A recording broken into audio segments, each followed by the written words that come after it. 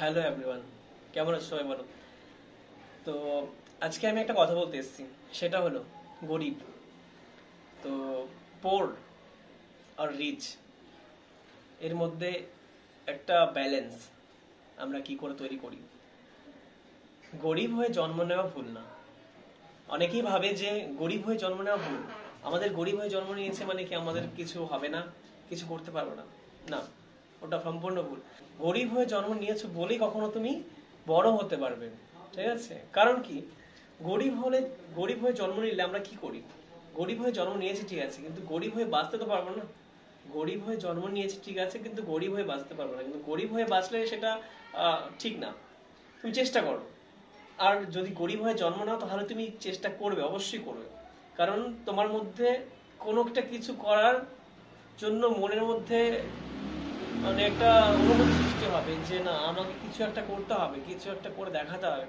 কিন্তু তুমি যদি বড়লোক বা অনেক বড় ঘরে জন্ম নিতে, তাহলে কিন্তু তোমার মধ্যে সেই চিন্তা ভাবনাটা আসতো না, কখনোই আসতো না। কারণ কি, তোমার তো মানে প্রথম থেকে আছে, তোমার তো দরকার হবে না কিছু, তাই না?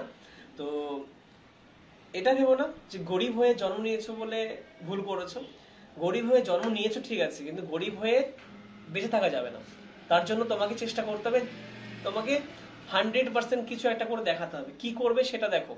আর এখনকার সময়ে, এখনকার ডিজিটাল সময়ে, এখনকার সোশ্যাল নেটওয়ার্কিং এর সময়ে, সোশ্যাল মার্কেটিং এর সময়ে, মানে মানে যদি তোমার মধ্যে ট্যালেন্ট থাকে তাহলে তুমি অবশ্যই সেই ট্যালেন্টটাকে দেখিয়ে কিছু একটা করতে পারবে, ঠিক আছে?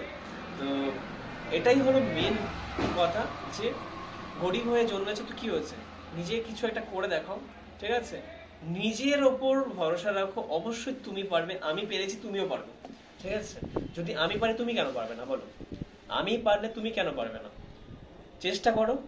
আজকে না হলে কালকে হবে, কালকে না হলে পরশু হবে। আর যদি এটা মনে করো যে আমার দ্বারা কিচ্ছু হবে না, তাহলে তো হয়ে গেল সবকিছু।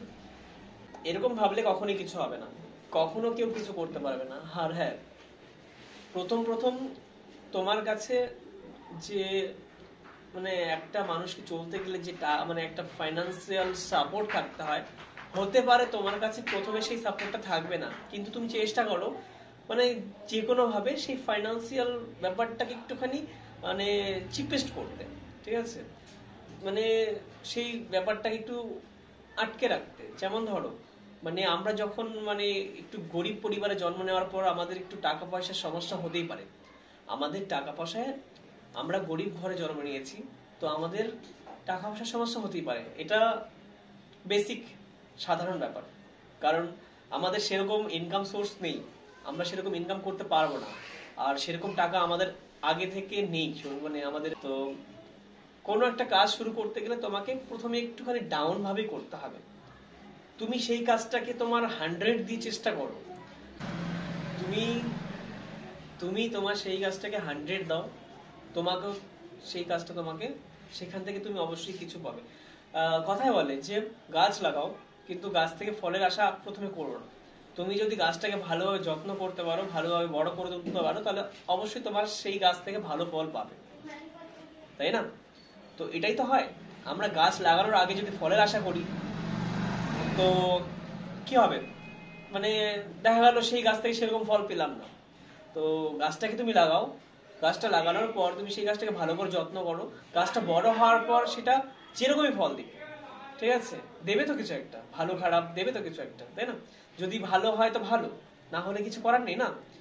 তো কাজ আমাদের করেই যেতে হবে সারাটা জীবন। তোমার যতটা সম্ভব তুমি সেই কাজটাকে ভালোবাসো, তাহলে তোমাকে অবশ্যই একটা ভালো সাকসেসফুল পয়েন্টের দিকে নিয়ে যাওয়া হবে, অবশ্যই নিয়ে যাওয়া হবে।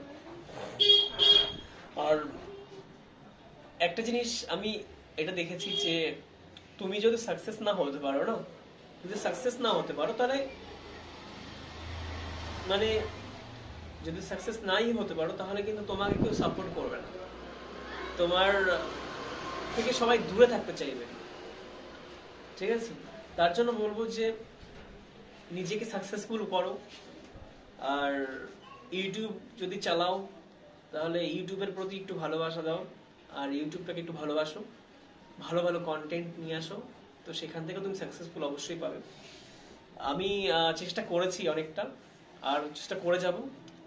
আর মনে করি হবে, অবশ্যই হবে, কেন হবে না, তাই না? চেষ্টা যখন করেছি বা করছি, অবশ্যই হওয়ার দরকার।